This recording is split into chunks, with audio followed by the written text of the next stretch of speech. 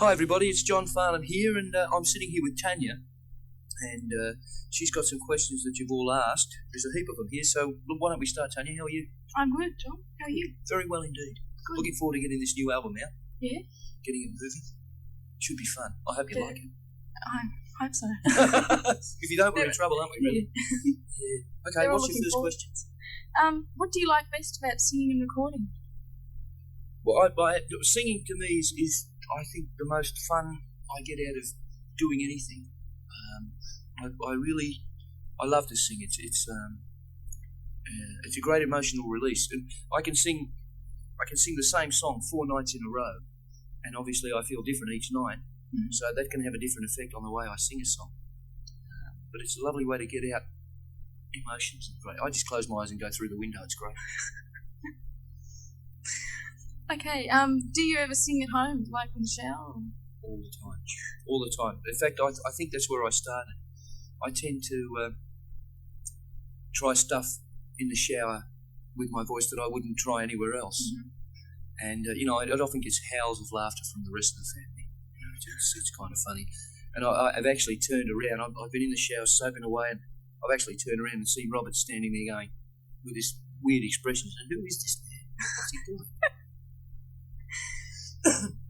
What sort of music do you like to listen to? Well, I listen to everything. I don't just limit myself to one thing. If I get up on a Sunday morning and I'm feeling like it, I might put Pagliacci on, which is an opera, mm-hmm. or I might put AC/DC on, which is not an opera. So it all depends. I listen to everything. Do you hope to do any more acting in the future? Well, I don't know if anybody's ever seen me act, if they can call it that. They probably realise no. If the right thing came along and I felt really good about it, I'd probably do it. But it's not something it's not that kind of work I go looking for. Mm. But as I say, if the right thing came along, yeah. Why do you have 2 different wedding rings? Now, this is an interesting question. I haven't got 2 wives, just 2 different women. The thick band that I have, the thick wedding ring that I have, mm-hmm. with all the squiggly holes in it, is soft. It's soft gold. And when I use the microphone stands, because I bash them around a bit, it bends and breaks. So I was forever having it repaired, and it was. I nearly lost it one time, broke in half in 2 pieces, and fell on the stage. And fortunately, one of the guys saw it go and picked it up for me and had it repaired again. But the thin band that I wear is sort of a cheap gold band that actually has a splint in it as well. But it doesn't break so quickly. So I just get this. I only have to get this one repaired maybe every 6 months rather than every 3 weeks. What is the last line in Beyond the Call, right at the end after all the verses? Oh, we'll be on the call. So bitter are the grapes of wrath. Uh-huh. Yeah. Don't ask me. Got no idea. That's what it says. Okay. What do you wear to bed? This is a weird one. Nothing. I don't wear anything to bed. You get to the whole thing. Because I tend to be. I jump around a lot in my sleep, and my pajamas tend to strangle me, and so I don't wear anything in the cot. How tall are you? Mind your own business. Okay. No, I'm only kidding. You should have seen the look on her face then, folks. No, I'm 5'10", but I've always wanted to be 6'4", but I'm unfortunately only 5'10". How many microphone stands do you go through each tour, and have you ever hit anyone with them? I might hit you with one if you ask me a hard question. I went through 37 stands. This is the only figure they can give me. 37 mic stands when we did the Melbourne Symphony Orchestra tour. Mm-hmm. We only did 29 shows, so I went through, more than one at a time. And I'm terribly rough with them, and I get so much trouble from the road crew from it. Because they have to go and bend them and try and straighten them so I can use them again the next night. And I think they're about $40 each. So, they come to me and they say, right, Jeff, now you've got 3 stands left and you've got 9 shows to do. Be careful. And of course that that's like waving a red flag at a bull. I go for it then. I have a lot of fun. I throw them all over the place. And I have actually hit a couple of people. I hit Brett once, and I'm lucky I've still got my arms and legs. Yeah. Do you have any brothers and sisters? Yes, I have two sisters. One, Jean, who's 2 years younger than I am, and she'll be mortified I told everyone that. And Jackie, who is 10 years younger than I am, and she'll be thrilled I said that because I think I got it wrong. And Stephen, my brother, who's 13 years younger than I am. And they're all terrific. They're good people. Uh-huh. What performers have influenced you in the past, and do you have any favourite performers now? Well, I was fairly heavily influenced in the past. I guess, the past for me is like 25 years ago, 30 years ago, which is probably, before most of the people that are listening to this were born. But, I was heavily influenced by the Everly Brothers and Nat King Cole in the very early days when I was a kid. Yeah. And then, obviously, the Beatles came along and that really influenced me. Stevie Wonder's always been a heavy influence on me. Tom Jones, I love the way he sings. Frank Sinatra, Bing Crosby. I tend to be influenced by everything I hear, and I glean from each thing I hear what I need from it. What I like from it. I mean, there's a whole lot of music out there that I do like, and there's a whole lot of music that I don't like. I don't believe there's any such thing as good music or bad music. There's just music, and because I don't like it all doesn't mean it's not great. Yeah. So I just tend to listen to everything and take from each situation I listen to what I want out of it. But I admire anyone who goes out there and works at what they do and gives what they've got to give. What brand of chewing gum do you eat? I'll eat any chewing gum. Any chewing gum. Doesn't matter whether it's Hubba Bubba Bubba or PK. I don't mind. I just like a good old chew. How much time do you spend in the studio recording?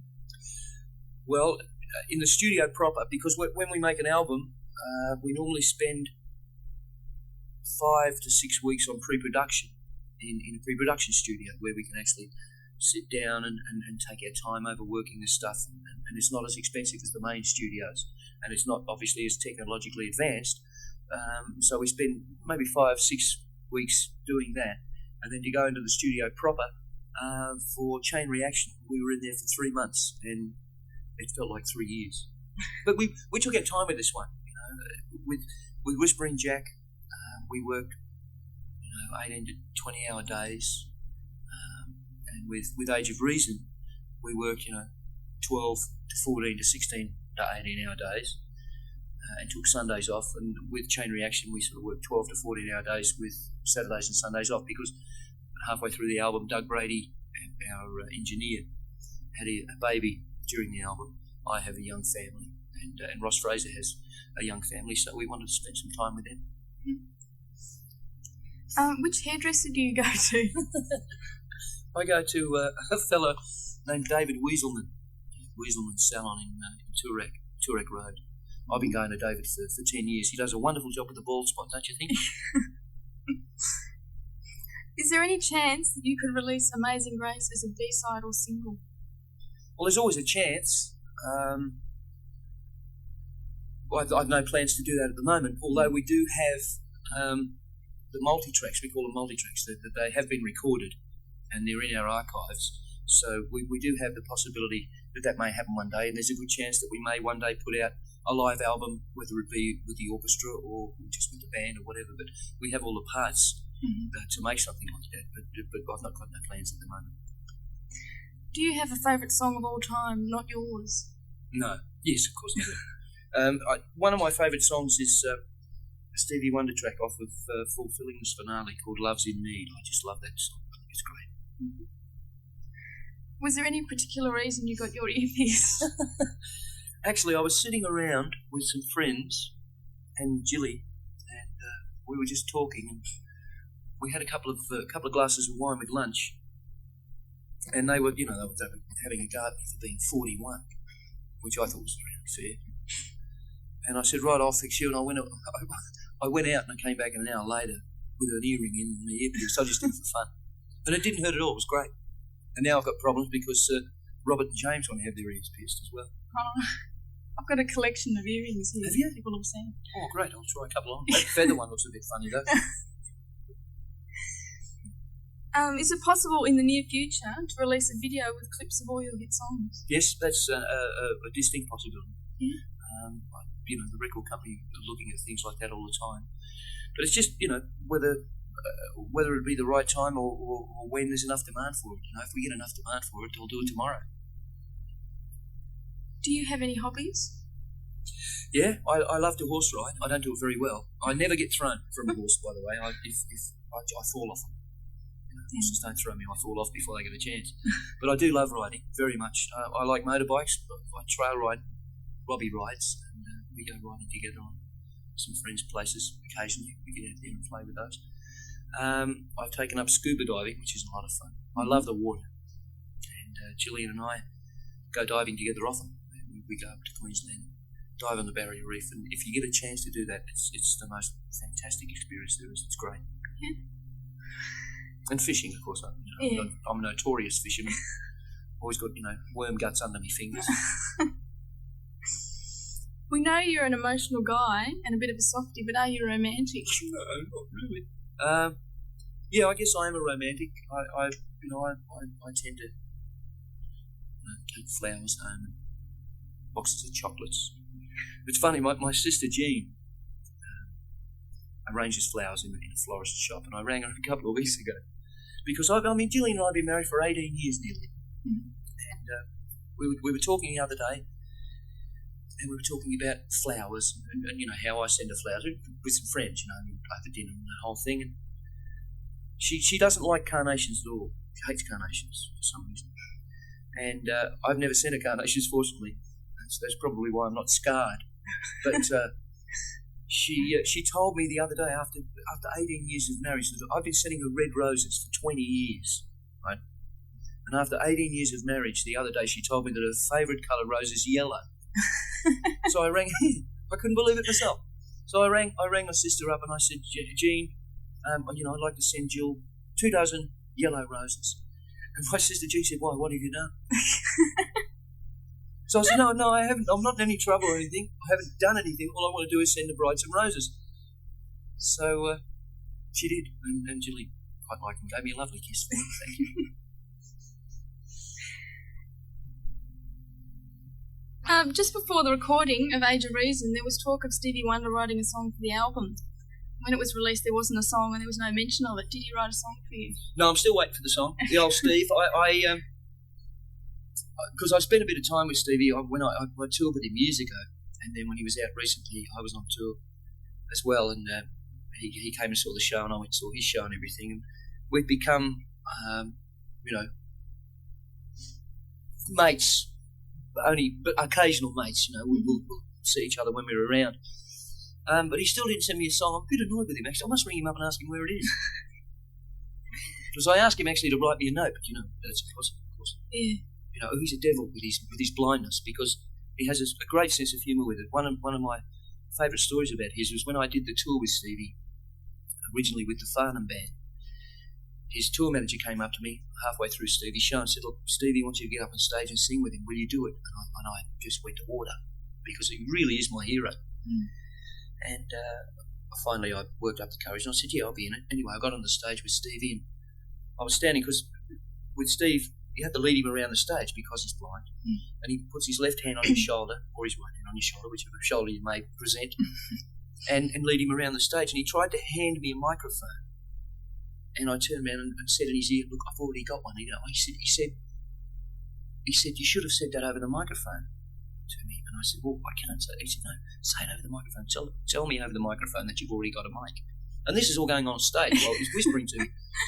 So he went to hand me the microphone again, and I said on my microphone, no thanks, Steve, can't you see I've already got one? And the whole place went dead quiet.